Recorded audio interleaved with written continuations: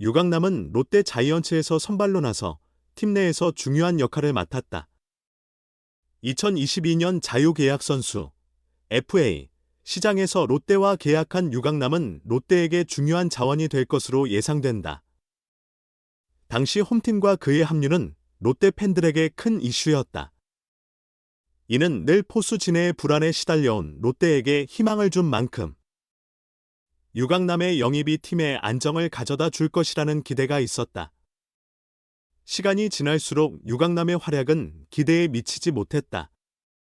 2023 시즌에는 성적이 확연히 쇠퇴했고 2024 시즌 중반에는 부상으로 시즌에서 탈락했다. 이번 왼쪽 무릎 부상으로 유강남은 수술을 받아야 했고 팀 내 오랜 회복 과정이 불가피했다. 그들은 유강남을 높은 연봉에도 불구하고 실적이 좋지 않다고 욕하고 비난하는 등 유강남의 능력을 크게 약화시켰다. 현재 롯데 자이언츠는 유소년 포수 자원을 활용해 2024 시즌 이후 팀을 개편할 계획이다. 유강남에게 부담이 다가오고 있어 주전 자리를 되찾는 것이 쉽지 않을 전망이다. 롯데의 안방 수호가 기대되는 유강남은 팀 내에서 점차 중요성이 줄어들고 있다. 부상과 부진한 경기력 때문이다. 유강남의 부상은 개인의 불행 그 이상이었다. 이는 팀의 전력에 큰 영향을 미쳤습니다. 특히 타율은 2023년부터 점차 감소세를 보이며 수비는 예전과 같은 리더십 능력을 보여주지 못하고 있다. 이에 롯데는 젊은 포수 육성 계획을 더욱 구체화하고 신입사원 채용을 통해 새로운 자원을 발굴하고 있다. 채굴에 주력하고 있습니다. 코치는 유강남의 빈자리를 대체할 새로운 자원을 찾고 있다. 올 시즌 중반부터 신인과 기량을 갖춘 선수들에게 기회를 주기 시작했고 롯데 유강남 대신 젊은 자원에 집중하는 전략을 보였다. 강남의 부재인 롯데는 시급히 포수 라인업을 개편해야 하며 이는 팀 전체의 전력에 큰 변화를 가져올 것이다. 하지만 유강남은 자신의 견해에 따르면 사기꾼이라 불려도 2026 시즌까지 롯데에 남을 수 있다. 현재 실적은 반박할 수 없는 상황이다. 그는 롯데로 이적한 이후 아무것도 보여주지 못했다. 롯데가 극단적 선택을 할 경우 유강남을 트레이딩 카드로 활용할 수도 있다. 계약 기간도 남아있고 구단의 필요에 따라 아직 갚아야 할 돈이 많지만 롯데가 지금까지 아무것도 보여주지 않았기 때문에 그것도 어렵다. 롯데에서 끝까지 버틴다 해도 성적이 좋지 않으면 2년 뒤에는 갈 수 있는 팀이 없을 수도 있다. 유강남은 리그 경험이 풍부한 베테랑 포수다. 수년 동안 부상과 부재로 인해 팀에서 그의 중요성이 감소했습니다. 롯데는 그의 경험을 소중히 여기겠지만 젊은 선수들에게 장기적인 힘을 재편할 수 있는 기회를 더 많이 줄 가능성이 높습니다. 남자의 미래는 불확실하며 롯데 자이언츠는 그의 역할을 재검토하는 중이다. 그의 재활 복권은 팀의 중심으로 돌아가는 중요한 발걸음이 될 것이지만 팀은 이미 그를 대체할 준비를 하고 있습니다.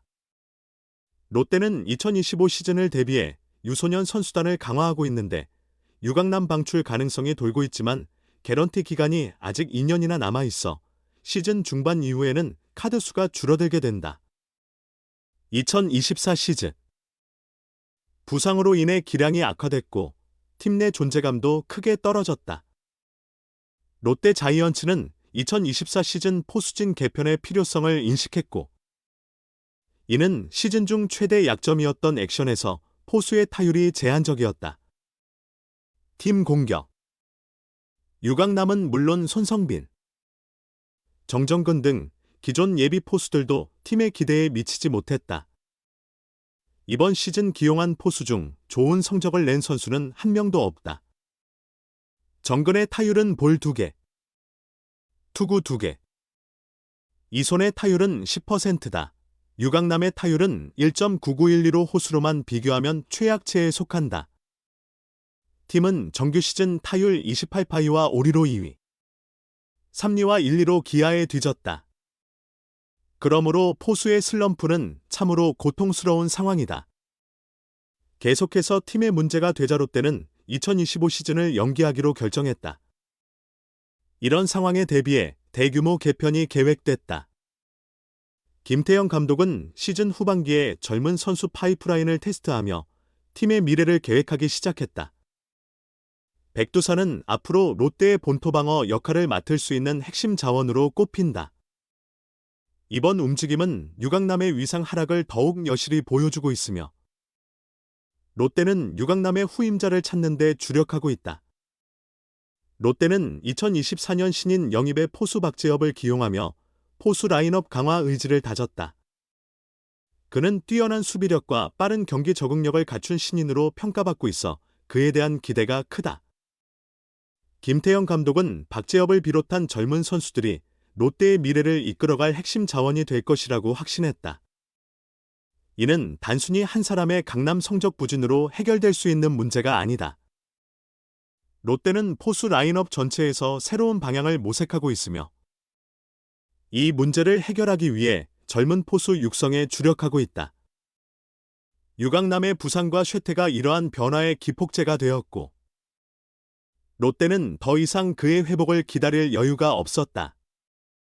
유강남이 다시 롯데 자이언츠의 중심 자리를 잡기 위해서는 회복 후 복귀가 가장 중요하다. 하지만 복귀에 성공하더라도 이미 팀 구성을 계획하고 있어 그의 입지는 제한될 전망이다. 새 포수는 아직 자리를 잡지 못했다. 이는 2024 시즌 유강남의 인기가 하락했다는 의미이며 다음 시즌에도 롯데 자이언츠에서의 그의 미래는 불확실하다.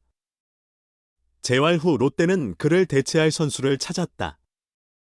롯데는 아직 계약 기간이 2년 남았지만 유강남 영입을 노리고 있다. 계약 연장 가능성은 줄어들고 있으며 대중적인 분석에 따르면 팀에서 그의 역할은 점점 덜 중요해지고 있습니다.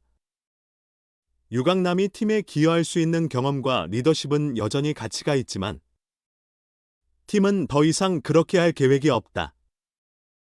그를 출발의 힘으로 삼으십시오. 롯데는 2025 시즌을 준비하면서 포수 라인업을 대대적으로 개편할 것으로 보이며 이는 롯데가 강남과의 결별을 선택할 경우 장기적인 성공을 위해 필요한 과정으로 보인다. 이는 팀의 홈필드 구성에 큰 변화를 가져올 것입니다. 롯데 자이언츠는 젊은 자원을 바탕으로 팀을 재편할 예정이며 이 과정에서 유강남의 방출이 현실화될 가능성이 점점 높아지고 있다. 는 팀의 기적적인 성공을 위한 전략적 선택이며 선발 라인업의 변화를 통해 팀은 더욱 강해질 수 있습니다. 롯데는 시즌이 끝나도 포스트 시즌에 진출하는 팀들보다 더 빨리 준비할 수 있다고 한다. 우리는 그것에 대해 생각해야 합니다. 따라서 내년 2025 시즌은 이번 시즌과 롯데가 다를 것으로 예상된다. 시청해주셔서 감사합니다. 지금 등록을 클릭하면 행운이 찾아올 것입니다.